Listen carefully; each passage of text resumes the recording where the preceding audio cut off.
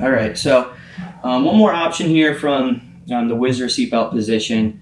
So we just talked about stepping over when we have the WHIZZER, and if our opponent has this leg posted out, what we're doing, and stepping over the top, keeping this WHIZZER tight, falling off to the side. Now, it's good to have an option in case that leg isn't up. So, because some people, for whatever reason, they might be content to not keep that leg up. I don't know, throughout the whole time when he's trying to improve his position, there might be times when that leg's up, there might be times when knees down. So just being able to recognize that, again, I don't want to get so focused on he won't stand up, or he won't bring the leg up, he won't bring the leg up, I can't do the move, I can't do the move. Instead, recognize, okay, if the leg's not up, I need to be able to do something else. So an option we have here, and yeah, I'm giving you several options from here, but specifically these last two kind of go hand in hand as far as just like being up or down. But for this one, a couple ways we can set it up. One of my favorite ways to do this would be, as I mentioned before, I'm a big fan of the WHIZZER kick, and very, very effective technique if you can get it. But if people start to know, like, hey, that's your game, or again, maybe you hit them with it earlier in the match, they're going to react. And one of the simplest ways to defend against the WHIZZER kick is to just step your leg out. And so what I mean by that is Tony could step over here, and I could be looking to set up the WHIZZER kick. If I have his leg hooked, it's going to be hard for him to get it out, like I was saying before, which Kendall has that pointer, make sure you hook the leg. But if I want to use it as bait, I won't hook his leg, and instead I'll do everything else the same. I want to bring my hips in, and it's going to be important. And what I mean by that is, as we mentioned before, pulling up, bringing my hips in. This is important because it's going to create, I'm going to have to cover less ground when we actually go to finish this because of it. So I'm acting like I'm trying to sell out on the WHIZZER kick here, and instead of him wanting to go with it, he's just going to basically step his leg out, and like I was saying, he's going to drop to both knees. If he did do what we did on the previous one, like you can use this setup for the previous technique as well, but specifically for this one, I think it works really well because it gets my hips close. So I step in, I go to WHIZZER kick, and he reacts and steps his legs out, and now he thinks he's out of trouble. Like I said before, if that leg was up, I could potentially step over, but it's not, so I can't do that. So from here instead, as soon as he drops to both knees, there's a second when he's going to be stuck on both. All right? Just like a lot of these techniques, like sure, when we're learning them, we're doing them slow, but right when he hits, it's like right when somebody's foot steps, there's that moment when he can't get it back up because his weight's on it. I want to attack right when he settles into this position. And all we're going to do is very similar to our last technique, so I'll just show the actual technique first, and then we'll go back with the full setup.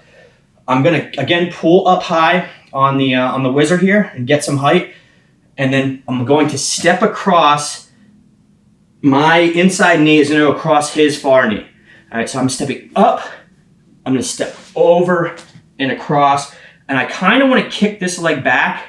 I'm basically setting a pick. I'm not planning on scooping his legs in, but I'm setting a pick. And the deeper I get my knee, the better. So if I can get the back of my knee across the front of his knee, I should be in really good shape here.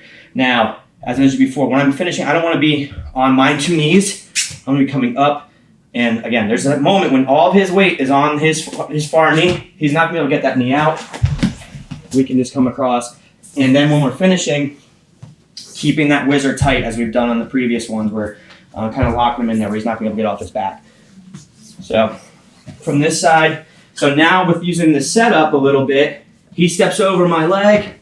All right, now I'm thinking WHIZZER kick. He doesn't want to get WHIZZER kick, so it's here. He steps out. As I like the WHIZZER kick option because now look how close my hips are. It's easy for me to shoot this through. As that leg goes through, my head and chest come up, keeping this WHIZZER hand tight to me. And then we just fall off to the side and now settle in. Again, similar in the technique we had before, I don't want to get my hips too high or he could roll me. I want to really settle my hips in. And again, this is tight. All right, it's going to be really hard for him to get this out. And it's hard for him to get off his back then. Stride. This angle. Again, the fact that I'm bringing this foot in makes it a lot easier. If my foot was way out here and I'm trying to WHIZZER kick when my foot's out to the side, I'm not going to be able to do this.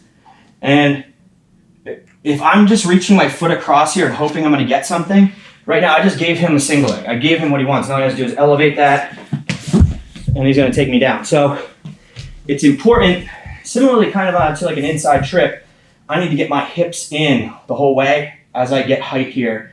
and really make sure I'm getting a block there.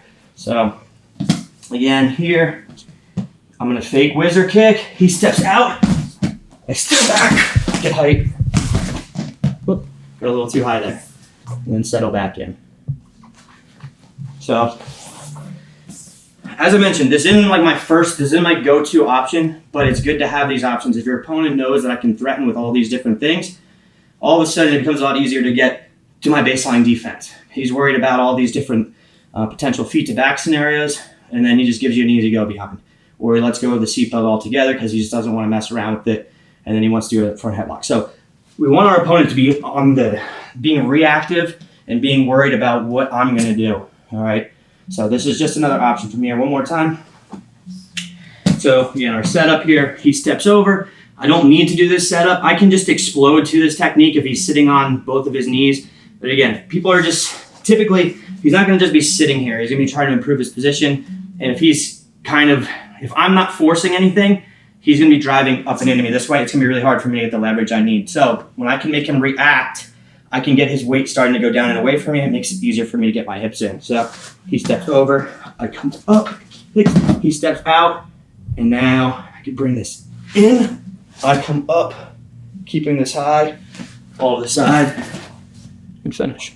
All right, and that's just one more option we have from the whizzer and seatbelt position. This time if our opponent is staying on both of his knees.